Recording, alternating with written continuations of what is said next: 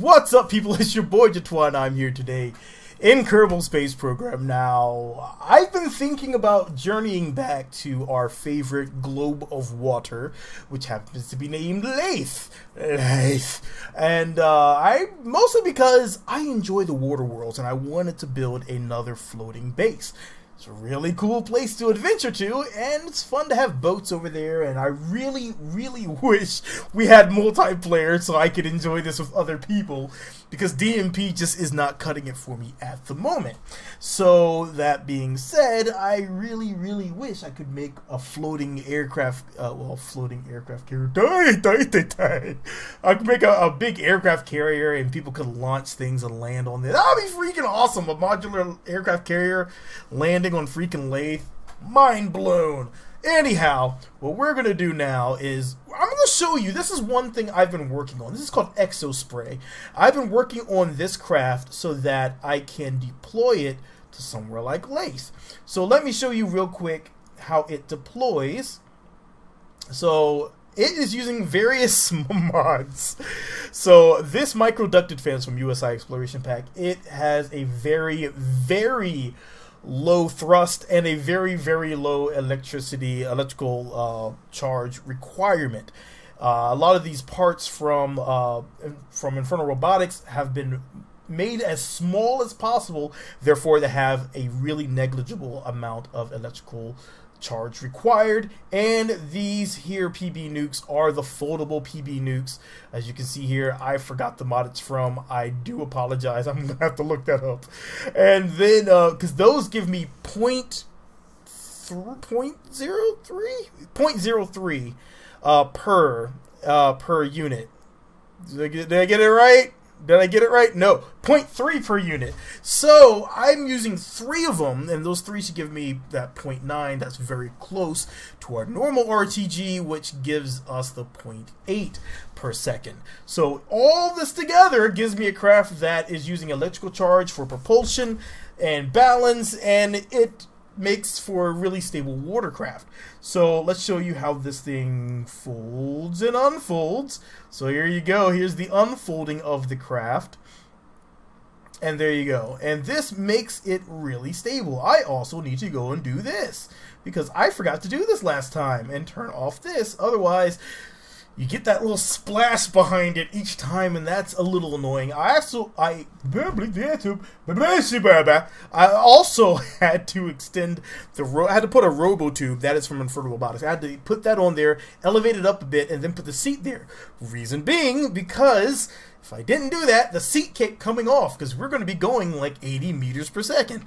So let's go ahead and slide this entire thing here back, so that way it's not sucking up Val's hair, because Jeb is currently dead again.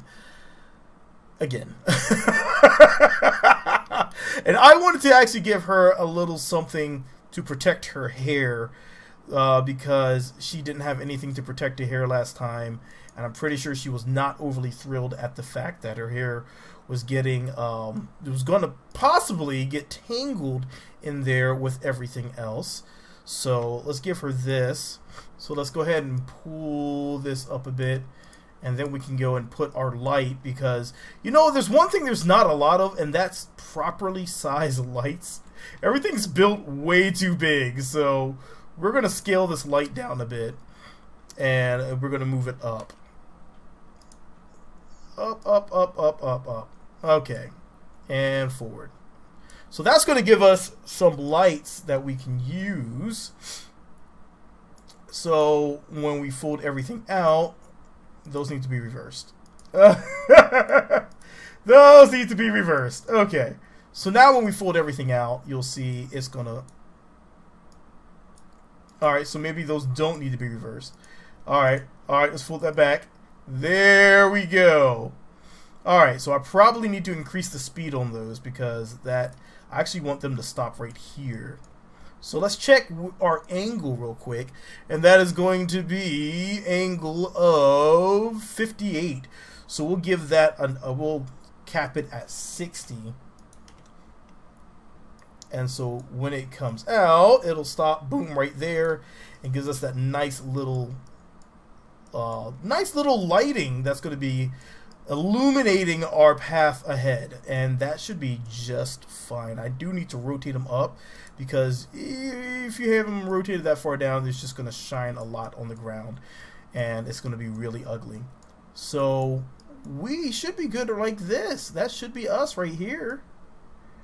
And now we actually have some lighting going on, because otherwise EXOSpray will be really dark around EXOSpray. So let's get this all folded down so you get a nice little view of how everything is. I'm trying to prevent clipping as much as possible. You see there is a bit of clipping going on there, but we can actually we can pull this up a little bit more, and it's no big deal. Just a micro amount of clipping and we are good. So let's go ahead and take this out to the water and see how it does. Alright, so here we are. We are ready to jump into the water. As you can see here, we got a little bouncing going on. That's okay. It's okay. That, oh, okay. I didn't auto strut it, but that's alright. What we can do is we're going to use Vessel Mover to move ourselves to the water. Otherwise, I would have to devise a method to carry this thing over. Now, already what I need to do is up here, there's going to be a detachable point there. Probably a decoupler that's going to allow me to properly handle the deployment of this vehicle. So we need to go ahead and turn on our SAS and then place the vessel. Okay. So we kind of need to quickly deploy so the Kraken doesn't eat our craft. Not today, Kraken. Not today. Alright, so let's go ahead and fire up our engine. Let's turn that down. Let's turn on our lights. I want to see how our lights shine out. That's beautiful. That's perfect. And we'll watch our electrical charge. As you can see here, we're at a -50. So we turn that off, we get 58. So it's still negligible. Once again, this fan takes very, very little power. So we can use that to get us up to speed. It also has some RCS, so we're going to drop some RCS on there. And now we can actually take this here, turn on our auto strut. What that's going to do is that's going to allow us to maintain stability of this up front, because otherwise that joint's going to cause a little bit of instability. And if you can use that auto strut where you can, go for it. I can turn this off real quick. There we go. Now nice and flat.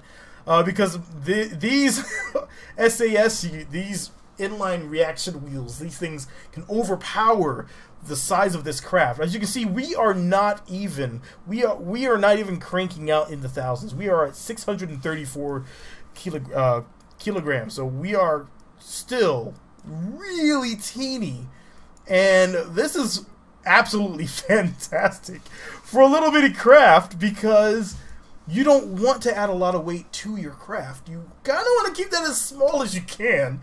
So this is definitely going to be a workable model. So I'm really excited that this is going to work out. Next thing I need to do is figure a way to get it over to Laythe, because as you can see right here, this kind of screws me, because I can't connect anything to this with that being like that.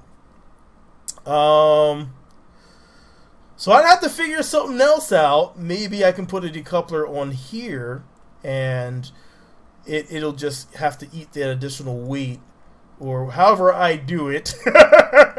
Maybe I can make this a little scout vessel as well, and drop a little probe core on here, and that probe core will then be the main sojourner around Laythe, something of the like. So I have a lot of figuring out to do, as well as building a viable lander for Laythe. So that is going to be my overall goal for next week, probably, is to make a viable lander for Laythe, just dropping it into the water using some of these seaplane floats as we come through, and just kind of gently land it in the water and then detach this from there. But that will be for another day, because right now that's going to take a lot of planning, and I don't have time to do that planning. So I can throw this craft up on Kerbal X for everyone, so they can have a little fun on the water. Like I said, it can cruise up to 80 meters per second. It's not too shabby. But we do have a little competition going on, if you weren't there for the stream on Wednesday, which is every Wednesday I'm trying to do a stream around 6 p.m. Eastern Standard Time on YouTube. YouTube is pretty much my main platform right now because Twitch was just kind of not where I already have YouTube set up so balanced that I enjoy using it, even though it gave me one hell of a problem yesterday. It gave me one hell of a trip yesterday because it didn't want to work right. Anyhow, we're doing a new egg drop. The egg drop series has been going on for quite some time. We are doing yet another egg drop series, and what we're doing this time around, we are using just the kickback SRB, a decoupler. Those two do not count to your parts count. You can use 10 parts total, excluding the kickback and the decoupler. And what you need to do is, one, you need to get as high in your altitude needs to get as high as possible. Once you do that, you need to use the Mark 1 lander can.